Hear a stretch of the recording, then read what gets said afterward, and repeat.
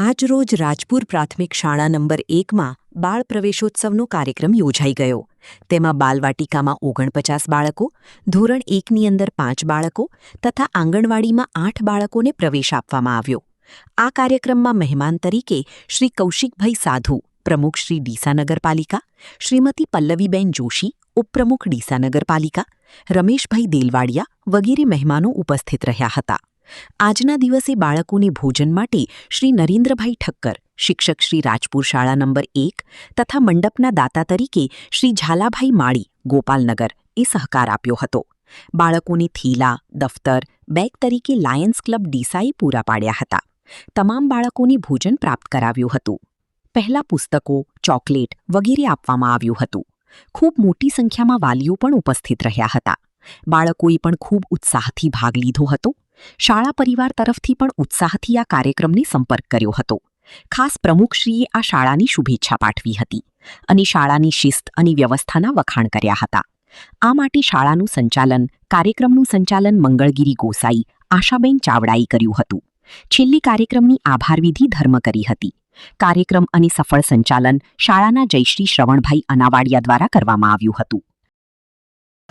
દેશના યશસ્વી વડાપ્રધાન માનનીય નરેન્દ્ર મોદી સાહેબે જે શાળા પ્રવેશ કન્યા કેળવણીના પ્રારંભ કરાવ્યો અને આ દેશના ખૂણે ખૂણે શોષિત, વંચિત, પીડિત અને લોકો, બાળકો ત્યાં શિક્ષણથી વંચિત ના રહી જાય અને કોઈ છેવાડાનો માનવી શિક્ષણથી વંચિત ના રહી જાય એ શાળા પ્રવેશોનો ભવ્ય પ્રારંભ કરવામાં આવે છે.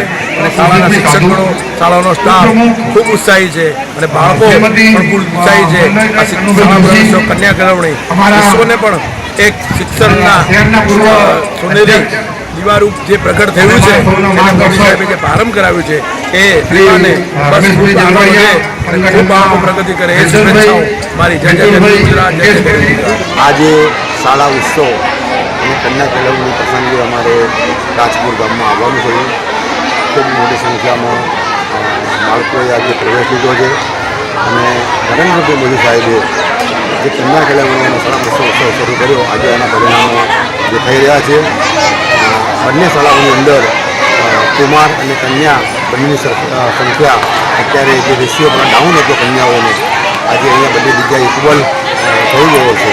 એટલે નરેન્દ્રભાઈએ જે 23 વર્ષ 25 વર્ષ પહેલાં જે બીજું આવ્યું હતું, આજે એ બની ગયું છે.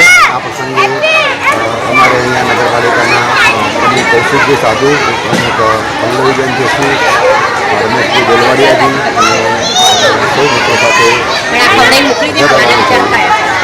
ખૂબ સારી રીતે આ પ્રસંગ આજે ઉજવવામાં આવ્યો.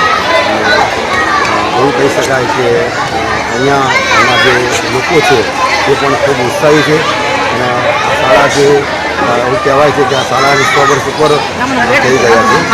એટલે આ શાળામાં આવવાનું છે એ માટે અમારા માટે